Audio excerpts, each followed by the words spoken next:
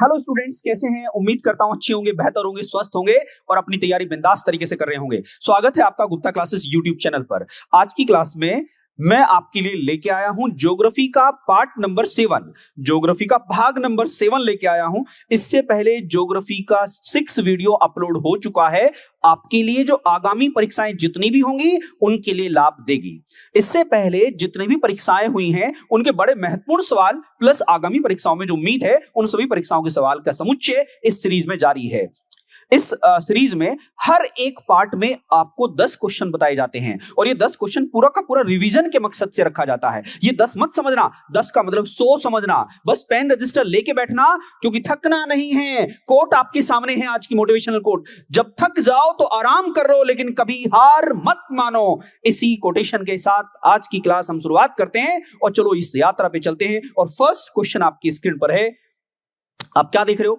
Which one of the following is the highest volcanic mountain of the world? निम्नलिखित में से कौन विश्व का सबसे ऊंचा ज्वालामुखी पर्वत है? तो उम्मीद करता हूं आप जवाब देंगे, कमेंट बॉक्स में जवाब देने का प्रयास कीजिएगा। इन 4 में से कौन है वो सवाल का जवाब जो इस सवाल के जवाब में बेहतर तरीके से भूमिका निभाएगा? क्या कह रहा है? माउंट पिनाटुबा या माउंट किलिमंजारो या माउंट ताल या माउंट कोटोपैक्सी? तो मुझे बताइएगा, which one of the following is the highest? इन चारों में से जो सबसे ऊंचा ज्वालामुखी है, सवाल ये पूछा गया, इन चारों में से जो सबसे ऊंचा है उसका नाम क्या है? Mount Cotopaxi. क्या नाम है? Mount Cotopaxi. कहां पर है? आप कहोगे सर साउथ अमेरिका में है, एंडीज माउंटेन पर है सर। क्या नाम है? Mount Cotopaxi. कैसा है? इन चारों में सबसे ऊंचा है। अगर आपसे कोई सवाल पूछता है सबसे ऊंचा सक्रिय ज्वालामुखी, तो क्या बताओगे? ओजस डेल सेलेडो। ओजस डेल सेलेडो। और ये कौन से नंबर का है? सेकंड हाईएस्ट एक्टिव वोल्केनो है ये दूसरा सबसे ऊंचा सक्रिय ज्वालामुखी है। और दुनिया का अगर आपसे कोई सवाल पूछता है सबसे ऊंचा सक्रिय ज्वालामुखी कौन सा है, तो क्या बताएंगे? ओजस डेल सेलेडो। ओके स्टूडेंट्स, आप लोगों को याद रखना है, अर्जेंटीना और चिली के बॉर्डर पर है वो। तो इस तरीके से आपने माउंट कोटोपैक्सी के बारे में देख लिया। माउंट कोटोपैक्सी के बारे में अगर आपसे कोई सवाल पूछता है तो आप आसानी से बता सकते हो, ठीक है? तो अब इसके अच्छा, किलिमंजारो सक्रिय ज्वालामुखी नहीं है। किलिमंजारो तो कैसा ज्वालामुखी है? मृत ज्वालामुखी है सर। अफ्रीका की सबसे ऊंची चोटी है सर, तंजानिया नामक देश में है। तो आप लोगों को देखना होगा। तो इसका जवाब आपका 4th आएगा। क्या जवाब आएगा? 4th आएगा। अब इसका थोड़ा मंजर देख लेते हैं कि सर कैसा है। एक्सप्लेनेशन के साथ कुछ फैक्ट्स लिख लेते हैं, पेन रजिस्टर लेके बैठना, नहीं तो बातें नहीं बन पाएगी। कुछ इंपॉर्टेंट फैक्ट्स हैं आपके लिए। हे योद्धाओं, आप इस योद्धा बैच का देखो, योद्धा बैच का पार्ट हैं और आप सभी योद्धा हैं। इसी माइंडसेट से आपको बैठना होगा। पेन रजिस्टर लेके बैठिएगा, कुछ बातें लिख लीजिएगा। मोना लोआ largest active volcano in the world. Largest का मतलब क्षेत्रफल में सबसे बड़ा एक्टिव वोल्केनो कौन है? तो आप बताओगे सर मोना लोआ है। लिखते रहना। अब नेक्स्ट कोई पूछने लगे सबसे छोटे क्षेत्रफल में सबसे छोटा सक्रिय ज्वालामुखी कौन है, तो आप बताओगे सर माउंट ताल बताओगे। फिर इसके बाद क्या बताएगी सर? सबसे बुजुर्ग, सबसे पुराना, सबसे बुजुर्ग जो है क्या वोल्केनो कौन सा है? तो आप बताओगे सर माउंट एटना सबसे बूढ़ा ज्वालामुखी है सर। नेक्स्ट क्या बताओगे? सबसे गर्म, सबसे हॉटेस्ट, जो उसमें से लावा निकलना बहुत गर्म है, तो वो कौन सा है? किलायुआ। याद रखना है, KILAUEA, किलायुआ। ये सबसे ज्यादा हॉटेस्ट वोल्केनो है। नेक्स्ट कोई पूछने लगे वर्ल्ड का सबसे लंबाई में सबसे लंबा वोल्केनो कौन सा है, तो बताएंगे मोना किया। अगर आपसे कोई सवाल पूछता है जापान का सबसे ऊंचा एक्टिव वोल्केनो कौन सा है, माउंट फुजी। अगर आपसे कोई सवाल पूछता है अंटार्कटिका में, जिसको आइस डेजर्ट कहते हैं, बर्फ का रेगिस्तान कहते हैं, बर्फ के रेगिस्तान में भी ज्वालामुखी फट रहा है, तो उसका नाम क्या, माउंट सिडले। ये याद रखना है। और अपने प्यारे भारत में कोई पूछ ले तो आप बताएंगे सर अंडमान निकोबार पर बैरन आइलैंड, बैरन द्वीप पर सक्रिय ज्वालामुखी है। अंडमान निकोबार पर 572 द्वीप हैं, उनमें से एक द्वीप का नाम बैरन है, जहां भारत का वहां सक्रिय ज्वालामुखी। बात आप लोगों को याद रखना होगा। इस तरीके से इस क्वेश्चन की यात्रा आपके साथ बेहतर हुई। ये है वो ज्वालामुखी का दृश्य, ये ज्वालामुखी का दृश्य है और ये वो ज्वालामुखी का मुख है जहां से ये बाहर निकल रहा होता है, जहां से बाहर निकल रहा होता है। ये बात क्लियर हुई? इस तरीके से आपने इसको देखा। अब नेक्स्ट सवाल पर चलते हैं। नेक्स्ट सवाल आपके सामने है। अगर देखो इसी टाइप की सीरीज आपके बराबर जारी रही है। इससे पहले संविधान की सीरीज आपके लिए आ चुकी है। संविधान से देखो, संविधान की 12 वीडियो आपके लिए अपलोड है, उन्हें आप देखिएगा। रीजनिंग की अपलोड है, मैथ की अपलोड है, इंग्लिश की अपलोड है, ये ज्योग्राफी चल रहा है, इसके बाद इकोनॉमिक्स की अपलोड हो जाएंगे। बस लगातार सारी वीडियोज का लाभ उठाइएगा, तभी आप बेहतर कॉम्पिटिटर माने जाओगे। हे योद्धाओं, चलो सेकंड नंबर का जवाब देने का प्रयास करो। Which of the following are active volcano? निम्नलिखित में से कौन सा सक्रिय ज्वालामुखी है? पहले तो एक बात याद रखिए, ज्वालामुखी 3 प्रकार के होते हैं। ज्वालामुखी 3 प्रकार के होते हैं। एक सक्रिय होता है, एक सोया हुआ होता है, एक मर चुका होता है। कहने का मतलब एक एक्टिव है, एक डोरमेंट है, एक है एक्सटिंक्ट या डेड वोल्केनो। ठीक है, सक्रिय का मतलब है लगातार उसमें से उद्गार निकल रहा है, लगातार उद्गार आज भी निकल रहा है, एमिशन हो रहा है, इरप्शन हो रहा है, जिसमें से 3 बातें निकलती है, सॉलिड, लिक्विड, गैस। सॉलिड जो आता है पायरोक्लास्ट, सॉलिड में क्या आता है बाहर? पायरोक्लास्ट। और लिक्विड में क्या आता है? लिक्विड में क्या आता है? लावा बाहर आता है। और गैसेस में क्या आता है? Water vapour. आपने सुना होगा, carbon monoxide, carbon dioxide, methane, ये सारी गैसें बाहर निकलती हैं। सल्फर डाइऑक्साइड, ये सारी गैसें उससे बाहर निकलती हैं। ठीक, इस तरीके से आप लोगों ने यहां पर क्या देखा कि सर इस सवाल का जवाब क्या आएगा? Which of the following are active volcano? निम्नलिखित में से कौन सा एक्टिव वोल्केनो है? पहले तो बात याद रखना, किलिमंजारो। किलिमंजारो एक मृत ज्वालामुखी है। अब जहां किलिमंजारो आ गया, जहां किलिमंजारो हो गया वो गया, तो इसका मतलब ये ऑप्शन गायब हो गया और ये ऑप्शन गायब हो गया। इस तरीके से सबसे पहले आप पकड़ने का प्रयास कीजिएगा, जो ना हो उसे सबसे पहले हिट करो। ठीक है, तो आपने कहा बी और सी गायब हो गया, तो पॉसिबिलिटी बची 50-50 खेल सकते हो। अब 50-50 में देखिएगा सर क्या फर्स्ट और सेकंड है? तो फर्स्ट आप कहोगे सर एकांगुआ। एकांगुआ एक्टिव वोल्केनो नहीं है, एकांगुआ एक्टिव वोल्केनो नहीं है। एकांगुआ कहां पर है आप लोगों को मालूम होना चाहिए, अर्जेंटीना में है। अर्जेंटीना में है, अर्जेंटीना की सबसे ऊंची चोटी है, अर्जेंटीना की सबसे ऊंची चोटी है। तो बात याद रखना, ये भी नहीं होगा, ये एक सोया हुआ ज्वालामुखी है। तो अब क्या बचा? अब बचे आपके केवल 2, एटना और विसुवियस। एटना और विसुवियस। एटना कहां पर है आप लोगों को मालूम होना चाहिए, इटली में है। कहां पर है? इटली में है। और विसुवियस भी इटली में है। तो दोनों का जवाब क्या आएगा? ये फोर्थ जवाब आएगा, इटली के ये सक्रिय ज्वालामुखी हैं। तो बात बराबर हो गई। अब आप देखिएगा कि सर कुछ लिस्ट आपने बनाई है। Example of the world most active volcano are Mount Etna in Europe. Mount Etna कहां पर है? यूरोप में है। And Kilauea in Pacific island and Erebus in Antarctica. There are also Merapi Asia. ये बहुत सारे नंबर ऑफ ज्वालामुखी हैं। तो आप ये देखिएगा सबसे ज्यादा ज्वालामुखी कहां आते हैं? पेरी, circum Pacific belt. Circum Pacific belt का मतलब है परिप्रशांत महासागर क्षेत्र। परिप्रशांत महासागर क्षेत्र का मतलब प्रशांत महासागर के जो बीच का क्षेत्र है, क्योंकि प्रशांत महासागर सर्कुलर है, ऐसा है। इसको बोलते हैं रिंग्स ऑफ फायर। क्या बोलते हैं? रिंग्स ऑफ फायर बोलते हैं। ये बात आप लोगों को यहां समझ में आनी चाहिए। इसी को आप रिंग्स ऑफ फायर का नाम देते हो। ठीक है, तो ये आप देख रहे हो यहां पर सारे के सारे माउंटेन हैं, ये सारे के सारे ज्वालामुखी यहीं पर होते हैं। ये रिंग्स ऑफ फायर के नाम से बोला जाता है। अग्नि का सर्कल, यहां पर ज्वालामुखी फटते ही रहते हैं। ये बात आप लोगों को समझ में आ गई होगी। क्लियर है स्टूडेंट्स? अब चलते हैं नेक्स्ट सवाल पर। नेक्स्ट सवाल आपकी स्क्रीन पर है, प्रयास करिएगा सवाल का जवाब देने के लिए। निम्नलिखित में से कौन सी पर्वत श्रृंखला सबसे लंबी है? आप लोगों को मालूम होना चाहिए लेंथ में सबसे लंबी कौन है? एंडीज। लेंथ में सबसे लंबी पर्वत श्रृंखला का नाम एंडीज है। और ऊंचाई में सबसे ऊंचा पर्वत कौन है? हिमालय है। हिमालय सबसे ऊंचा है। और लेंथ में सबसे लंबा कौन है? तो आप बताओगे एंडीज। एंडीज कहां पर है? साउथ अमेरिका में है। और हिमालय कहां पर है? एशिया में है। ये बात आप लोगों को मालूम होना चाहिए। तो इस क्वेश्चन का जवाब क्या आएगा? बताइए।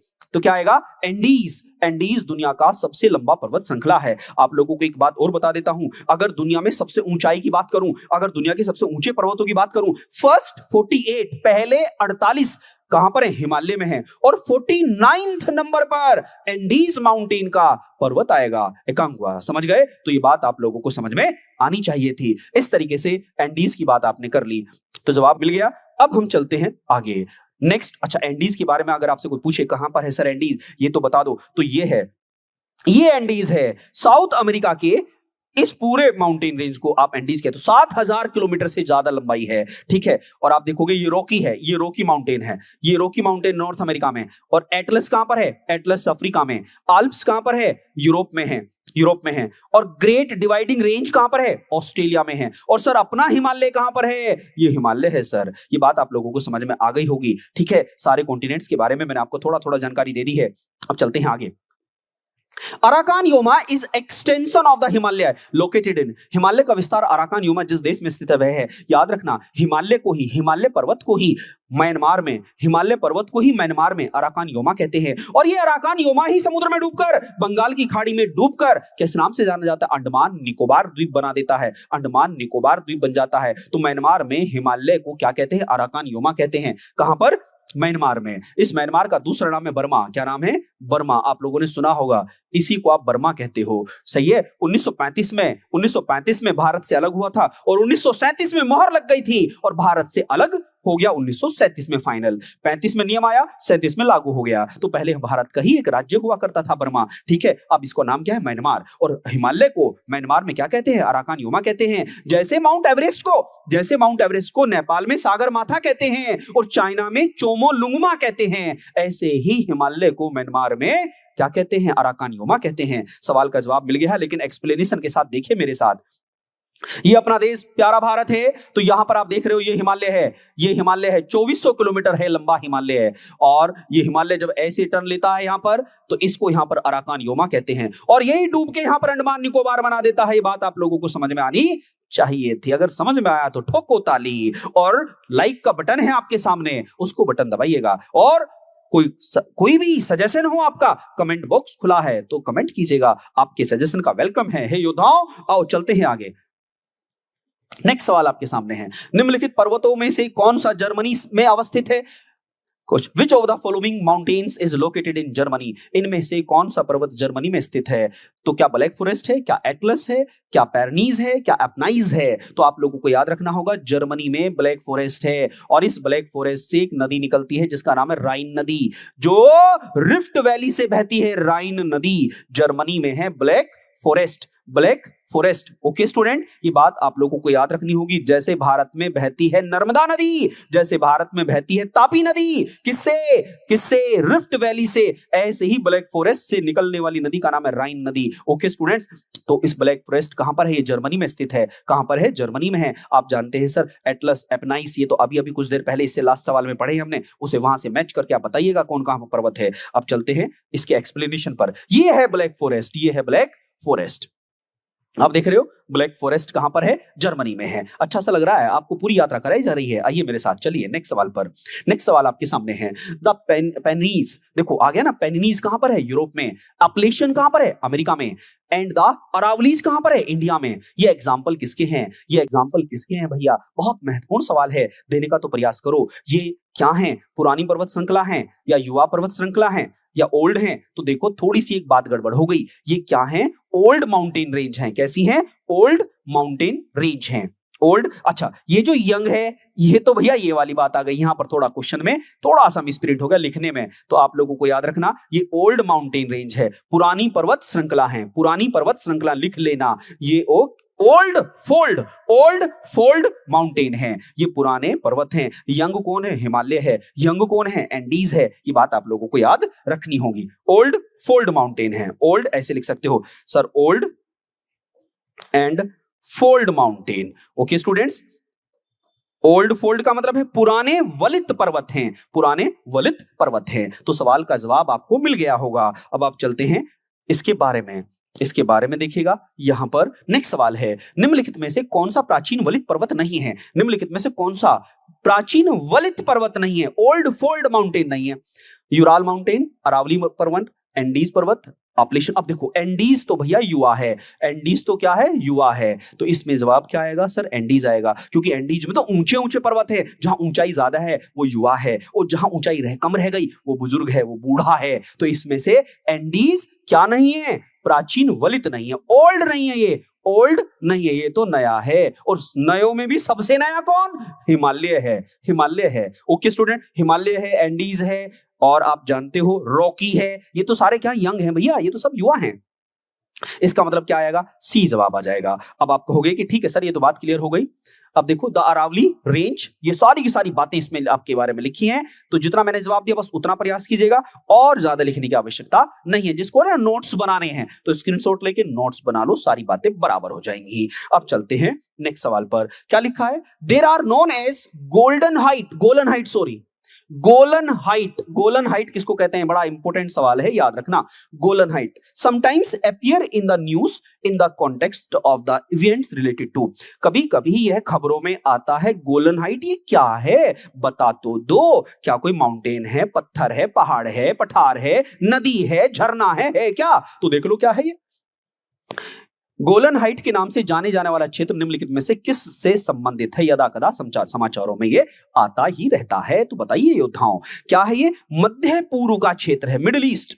ये एक मिडिल ईस्ट का क्षेत्र है, मिडिल ईस्ट का क्षेत्र है जिसको गोलन हाइट कहते हैं, इजराइल से संबंधित है। तो आओ दिखाता हूं इसकी यात्रा। ये है भैया गोलन हाइट, आप समझ गए? ये गोलन हाइट है, इधर जॉर्डन है, इधर इजराइल है, इधर बेनियंस है, ये सारा इस क्षेत्र को गोलन हाइट कहते हो। ठीक है, क्या कहते हो? गोलन हाइट कहते हो। मिडिल ईस्ट का मतलब 19 देश। मिडिल ईस्ट में कितने देश है? सॉरी, मिडिल ईस्ट में कितने देश आते हैं? 17 देश आते हैं। मिडिल ईस्ट में कितने देश आते हैं? 17 देश आते हैं। अगर आपसे कोई सवाल पूछने लगे सर मिडिल ईस्ट में कितने देश आते हैं, तो 17 देशों का समूह है मिडिल ईस्ट। और वहां पर एक जगह का नाम है गोलन हाइट जो बड़ा प्रसिद्ध है। यहां यदा कदा युद्ध होते ही रहते हैं। ये सवाल आप लोगों को समझ में आ गया होगा।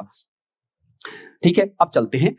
आज की क्लास का सेकंड लास्ट सवाल है, क्या लिखा है? The Death Valley known as Devil's Golf Course, मृत घाटी को क्या कहते हैं? शैतान का गोल्फ कोर्स के नाम से प्रसिद्ध है। ये कहां पर है? पहले तो याद रखना, ये कैलिफोर्निया में है। देखिए कैलिफोर्निया क्या है? संयुक्त राज्य America, United state of America का एक राज्य है। क्योंकि यूएसए में 50 राज्य हैं। यूएसए में कितने स्टेट हैं? 50 स्टेटों से मिलकर यूएसए बनता। उसमें एक राज्य का नाम कैलिफोर्निया है और उसमें एक घाटी का नाम है, क्या बोलते हैं? Death valley. क्या नाम है? Death valley. तो कौन सा देश हुआ? यूएसए में।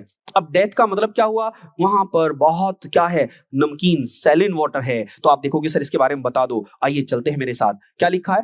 Devils Golf Course is a large salt pan on the floor of the Death Valley located in the Mojave Desert within the Death Valley National Park in Eastern California। ये पूरा का पूरा एक्सप्लेनेशन मैंने आपको दे दिया है। Okay student, अब आपने कहा कि सर कैसा है? ऐसा है भैया, ये सब का सब डेविल्स गोल्फ कोर्स है। इसको हम डेथ वैली, मृत घाटी के नाम से जानते हैं। वहां पर ये एक राष्ट्रीय पार्क है। जैसे भारत में बहुत सारे नेशनल पार्क, 106 राष्ट्रीय पार्क भारत में हैं, ऐसे वहां पर एक नेशनल पार्क है। यहां पर बायोडायवर्सिटी, जीवों की विविधता के बारे में अध्ययन किया जाता है कि किस प्रकार के जीव पाए जाते हैं, किस प्रकार के जीव मर जाते हैं, बैक्टीरिया हैं, वायरस हैं, क्या हैं, फंगी हैं, किस प्रकार की सब चीजें हैं। तो यहां पर चेक किया जाता है।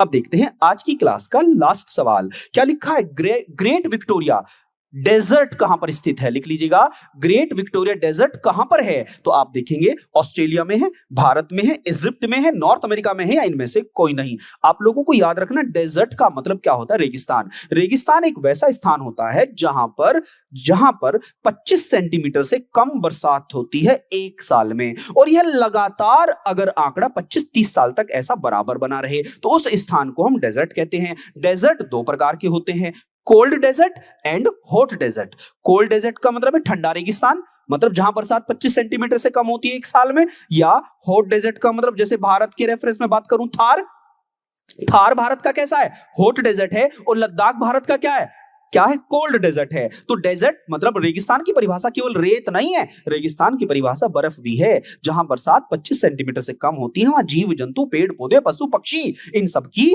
डाइवर्सिटी कम हो जाती है, इसे डेजर्ट कहते हैं। तो उसमें से एक डेजर्ट के बारे में पूछ रहा है, वो पूछ रहा है ग्रेट विक्टोरिया डेजर्ट कहां पर है? तो आप लोगों को ये बात का जवाब देना होगा, ग्रेट विक्टोरिया डेजर्ट ऑस्ट्रेलिया में है। कहां पर है? ऑस्ट्रेलिया में है। अब आपको कि सर इसका एक्सप्लेनेशन तो दे दो, तो देख लो मेरे साथ, ये कहां पर है? ग्रेट विक्टोरिया डेजर्ट कौन से देश में? South Australia. ठीक है, अब आपको कि सर इसके बारे में थोड़ा सा और बताओ, आओ देख लेते हैं। और ऑस्ट्रेलिया में है, ऑस्ट्रेलिया में भी कहां पर है? लोकेशन दिखा दी, डेजर्ट। अब आपको कि सर और बताओ थोड़ा सा, ये डेजर्ट की कहानी है। ये ऑस्ट्रेलिया का मैप है और वहां पर ये साउथ ऑस्ट्रेलिया, ये है वो डेजर्ट जिसको बोलते हैं ग्रेट विक्टोरिया डेजर्ट। इस तरीके से आपने ये सारे सवालों की यात्रा पूरी की और मुझे उम्मीद है ये क्लास आपको समझ में आई होगी। अगर आपका कोई सजेशन है प्लीज मुझे आप कमेंट करिएगा, और इस प्रकार की वीडियो और पाने के लिए लाइक, कमेंट और शेयर, इन तीनों चीजों को ध्यान रखिएगा। आपका तो केवल एक लाइक बढ़ता है, ठीक है, और मेरा उत्साह हो जाता है। मैं समझता हूं कि यहाँ इतने कॉम्पिटिटर, इतने योद्धाओं ने इससे लाभ उठाया। ठीक है, अब हम नेक्स्ट वीडियो में मिलते हैं, तब तक के लिए जय हिंद, जय भारत।